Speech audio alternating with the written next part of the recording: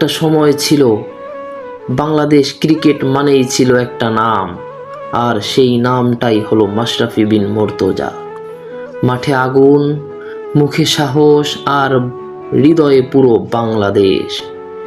কিন্তু আজ অনেকেই বলে মাশরাফি আর আগের মতো কথা বলে না, আগের মতো হাসে না, চুপচাপ হয়ে গেছে মানুষটা। এই মানুষটাকে আমরা দেখেছি শত আঘাত নিয়েও দেশের জন্য খেলতে। এক টানা দুই টানা বারবার ইনজুরির পরেও তিনি মাঠে ফিরেছেন। বাংলাদেশ যখন হেরে যেত তিনি সামনে দাঁড়িয়ে নেতৃত্ব দিতেন, আর যখন জিতত পুরো কৃতিত্ব দিয়ে দিতেন দলের ছেলেদের। এটাই ছিল একজন সত্যিকারের অধিনায়ক। মাশরাফি শুধু একজন ক্রিকেটার ছিলেন না, তিনি ছিলেন সাহসের প্রতীক। গ্রামের সাধারণ মানুষ থেকে শুরু করে শহরের তরুণরা সবাই তাকে নিয়ে নিজের মানুষ ভাবত। কারণ তিনি কখনো অভিনয় করতেন না, যেভাবে ছিলেন সেভাবেই মানুষের সামনে আসতেন।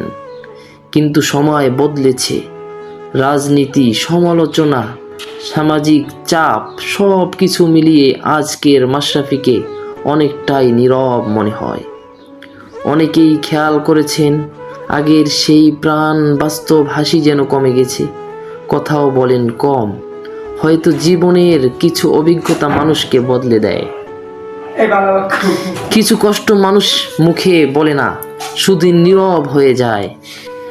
জীবন খুব অদ্ভুত, যে মানুষকে একদিন সবাই কাঁধে তুলে রেখেছে, সময় বদলে তাকেই একা হাঁটতে হয়। কিন্তু একজন মানুষের আসল পরিচয় তার খারাপ সময়ে বোঝা যায়। মাশরাফি আজও অনেক মানুষের হৃদয়ে একজন যোদ্ধা।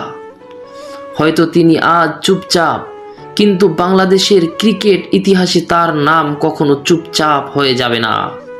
কারণ তিনি মানুষ শুধু ট্রফি জিতেন না, কারণ কিছু মানুষ শুধু ট্রফি জিতেন না, মানুষের হৃদয়ও জিতে নেয়। মাশরাফি তাদের মধ্যেই একজন। কিছু মানুষ সময়ের কাছে হারায়, হার মানে না, শুধু নীরব হয়ে যায়। যোদ্ধাদের কষ্ট বেশি হয়, কারণ তারা সব কষ্ট লুকিয়ে রাখে। মাশরাফি শুধু একজন ক্রিকেটার না, একটা অনুভূতির নাম। ক্যাপ্টেনরা সব সময় অবসর নেয়, কিন্তু মানুষের হৃদয় থেকে হারিয়ে যায় না।